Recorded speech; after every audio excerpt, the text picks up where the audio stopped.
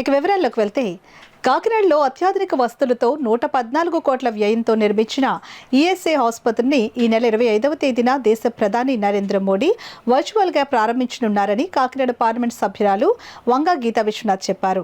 ప్రధాని ప్రారంభించనున్న నేపథ్యంలో సిటీ ఎమ్మెల్యే ద్వారంపూడి చంద్రశేఖర్ రెడ్డి వివిధ విభాగాల అధికారులతో కలిసి ఆమె ఈఎస్ఐ ఆసుపత్రిని సందర్శించారు. City MLA Dwarampudi Chandrasekhar Reddy, ADC CH Naganarasimharao, ఇతర అధికారులు ఆమె వెంట ఉన్నారు. హాస్పిటల్లోని వివిధ విభాగాలను, ఆపరేషన్ థియేటర్లను, జనరల్ వార్డులను ఆమె పరిశీలించారు. అనంతరం ఏర్పాటు చేసిన విలేకరుల సమావేశంలో ఎంపీ వంగా గీత మాట్లాడుతూ దాదాపు 65,000 మంది కార్మికులు, సుమారు 2 లక్షల మంది ఆయా కార్మిక కుటుంబాలకు ప్రయోజనం కలిగే ఈ 100 పడకల ఆసుపత్రి మరో 2 రోజుల్లో వినియోగంలోకి రాబోతుందని అన్నారు. ఇక్కడి నుంచి వేరొక ప్రాంతానికి ఈఎస్ఐ ఆసుపత్రి తరలిపోయే పరిస్థితుల్లో కేంద్ర మంత్రి గంగ్వార్కు ఇక్కడ ఈఎస్ఐ ఆసుపత్రి ఏర్పాటు కావాల్సిన ఆవశ్యకతను వివరించడంతో సానుకూలంగా స్పందించి 100 కోట్లు మంజూరు చేశారని అన్నారు. 2020లో శంకుస్థాపన చేసి కరోనా, భారీ వర్షాలను సైతం అధిగమిస్తూ అత్యంత వేగంగా ఈ నిర్మాణాన్ని పూర్తి చేసి వినియోగంలోకి తీసుకుని వచ్చామని అన్నారు. ఆరంభంలో ఈఎస్ఐ ఆసుపత్రి కోసం 100 కోట్లు మంజూరు కాగా అత్యాధునిక వస్తువుల కోసం 14 కోట్లు అదనంగా మంజూరు చేశారని అన్నారు.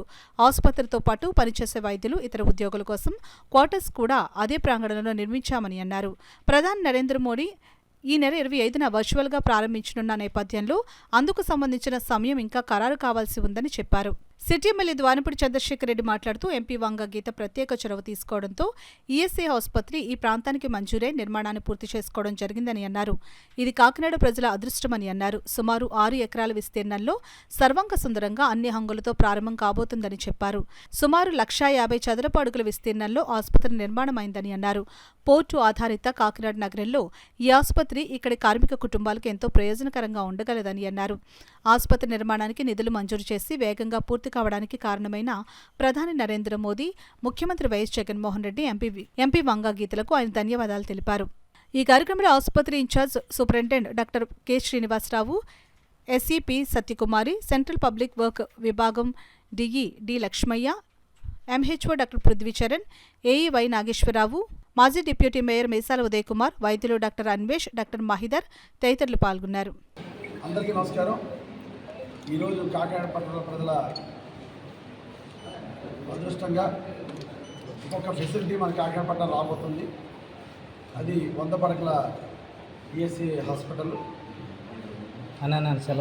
ఈ హాస్పిటల్ గత ప్రభుత్వంలో వేరే చోటకి తరలిపోతుంటే మన ప్రభుత్వం వచ్చిన తర్వాత, జగన్మోహన్ రెడ్డి ప్రభుత్వం వచ్చిన తర్వాత MP madam Vanga Geetha Viswanath madam గారు ఎంతో పట్టుదలతో ఈ యొక్క హాస్పిటల్ని మళ్ళా కాకినాడ పట్టణంలో నిర్మించాలని చెప్పేసి నిర్ణయం తీసుకుని జగన్మోహన్ రెడ్డి గారి సహకారంతో కేంద్ర ప్రభుత్వం మీద ఒత్తిడి తీసుకొచ్చి ఇక్కడ ప్రారంభించే ఏర్పాట్లు చేయడం జరిగింది.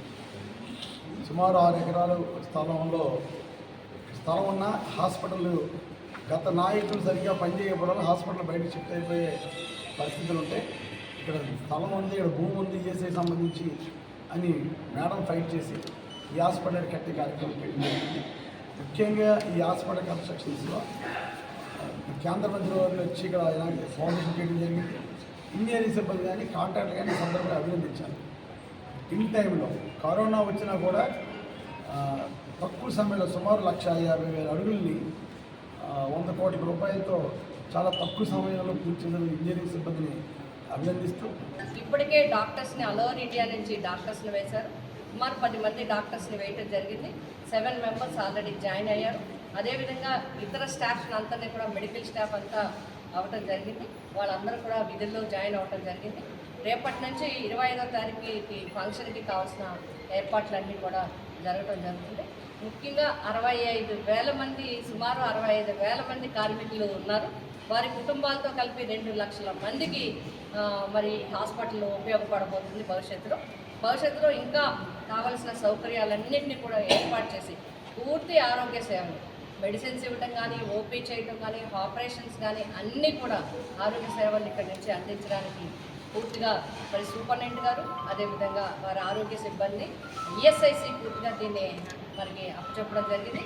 ఈఎస్ఐసి కార్పొరేషన్ ద్వారా ఈ హాస్పిటల్ నిర్వహణ చేయడం జరుగుతుంది.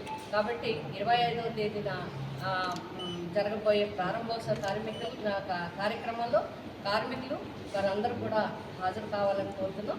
అదేవిధంగా ఎమ్మెల్యే గారు మేము కూడా మరి ఈ ఏర్పాట్లకు